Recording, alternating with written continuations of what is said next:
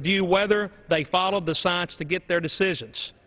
The FDA is a needed agency, but Congress also needs to do its proper due diligence of oversight to ensure that American industries prosper and the American population is safe. I yield back the remainder of my time. The gentleman yields back, and the clerk will read. Page 77. Yes. Go ahead, Madam Clerk. Page 78, line 8, section 741, the Secretary shall reduce the payment rate for unpaid cotton as necessary to offset the cost incurred by the Commodity Credit Corporation. For what purpose does the gentleman from Oklahoma rise? Madam Chairman, I make a point of order against section 741, which begins on page 78, line 8, and ends on page 78, line 15, in that it violates House Rule 21, Clause 2, by changing existing law and inserting legislative language in an appropriation bill, and I ask for a ruling from the Chair. Does any other member wish to be heard on this? Well, then the Chair will rule. The Chair finds that this statement includes language imparting direction. The section, therefore, constitutes legislation in violation of Clause 2 of Rule 21. The point of order is sustained and the section is stricken from the bill. The clerk will read. Page 78, line 16, section 742. None of the funds may be used to enter into a contract or cooperative agreement with any corporation that was convicted of a felony criminal violation under any federal or state law within the preceding 24 months. Section 743. For what purpose does the gentlelady from Connecticut rise? Madam Chairman, I rise to strike the last word. Gentleman is recognized. I rise in opposition to this bill because it puts the interests of Brazilian farmers above the very real needs of American women and children. It leaves the very next section of this bill, section 743, subject to a point of order. As everyone knows, the Women, Infants, and Children's Program provides nutrition assistance grants to states for low-income, pregnant, breastfeeding, and postpartum women, infants, and children up to the age of 5. It serves 9 million mothers and young children nationwide, including 58,000 in my state of Connecticut. Nearly half of the babies born in the United States every year participate in this program. It is a short-term intervention, but it can help to provide a lifetime of good nutrition and health behaviors.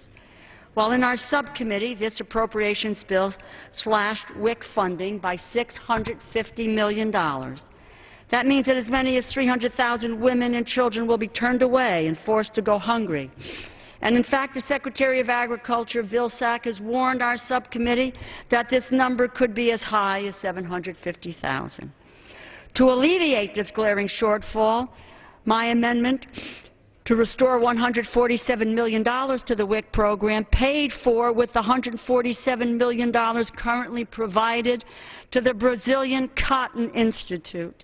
It passed with a bipartisan vote during full committee consideration, but the rule for this bill arbitrarily took away the pay for and instead requires that $147 million be cut out from WIC or other programs in this bill, already woefully underfunded.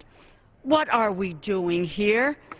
We are giving the money back to Brazilian farmers. The majority has decided that it's more important. Where is our sense of justice to women and children in the United States? To be sure, there are many egregious cuts in this appropriation bill, and not just to WIC, other vital nutrition programs like the Commodity Supplemental Food Program and the Emergency Food Assistance Program, school lunches, food safety, the CFTC, international food aid, all of these basic common sense priorities of the American people, they take a huge hit in this legislation, mainly so the majority can preserve oil company subsidies and tax breaks for the rich. To their credit, even the Republicans in our committee saw this $147 million handout to Brazilian farmers as a bridge too far. So they and Democrats alike overwhelmingly approved the transfer of these funds to WIC until the Republican leadership stepped in and negated our vote. We cannot be taking food out of hungry people's mouths here at home in order to subsidize overseas cotton production. It makes no sense. And as my colleague Mr. Flake noted at the committee markup, it is quite ironic that we would subsidize Brazilian agriculture so that we can continue to excessively subsidize agriculture here. I urge my colleagues on both sides of the aisle to abide by the overwhelming vote of our subcommittee, stand up for American women and children, and reject this bill. This is not what we voted for and not what the American people want. I yield back the balance of my time. Gentlelady yields back. The clerk will read. Page 78, line 24, section 743, none of the For what funds... purpose does the gentleman from Oklahoma rise? Madam Chair, I make a point of order against Section 743, which begins on page 78, line 24, and ends on page 79, line 2, in that it violates House Rule 21, Clause 2, by changing existing law and inserting legislative language in an appropriation bill, and I ask for a ruling from the Chair. Does anyone else wish to be heard? Madam Chair, I wish to be heard. The gentleman from Massachusetts. Thank you, Madam Chair. Let me clarify what insisting on this point of order means. It means that the amendment that Mr. Lauro offered in committee, which was approved in the Appropriations Committee, is nullified, which means that Brazilian cotton farmers get subsidies and poor pregnant women and children do not get the money for WIC.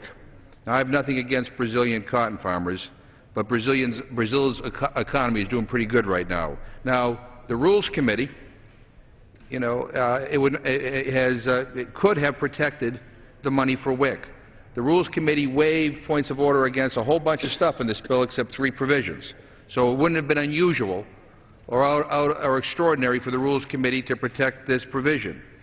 Many of us pleaded with the committee to do just that, to respect the work of the Appropriations Committee when it came to protecting WIC, when it came to protecting poor pregnant women and children.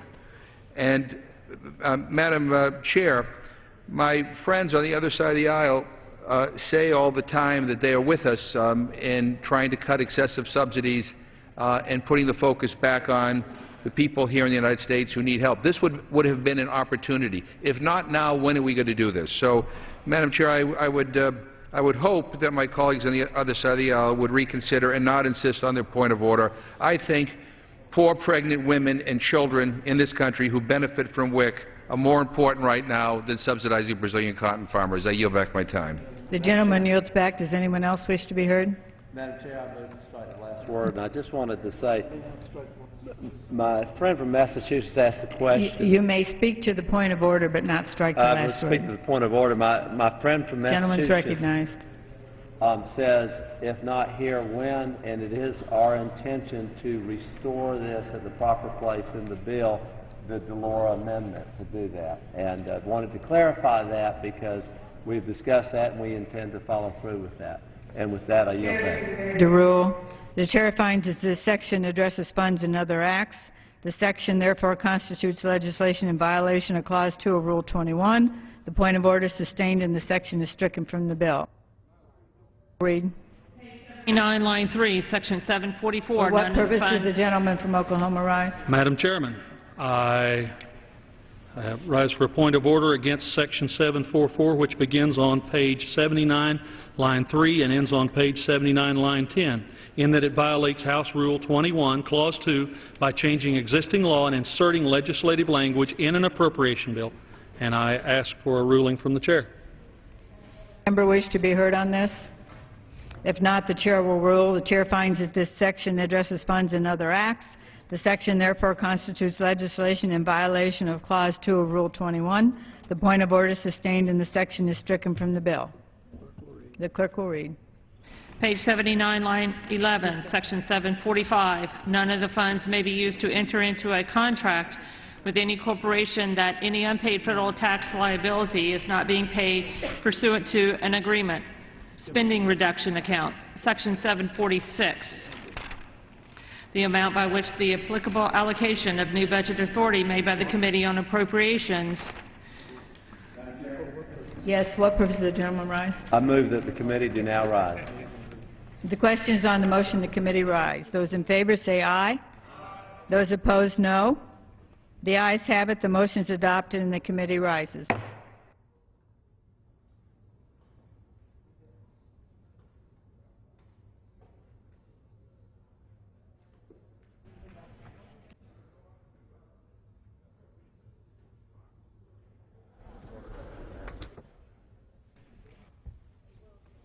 Mr. Speaker, the Committee of the Whole House and the State of the Union, having had under consideration H.R. 2112, directs me to report that it has come to no resolution thereof.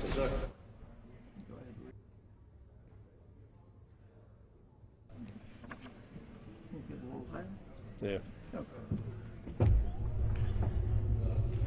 Chairman of the Committee of the Whole House on the State of the Union reports that committee has under consideration H.R. 2112 and has come to no resolution thereon.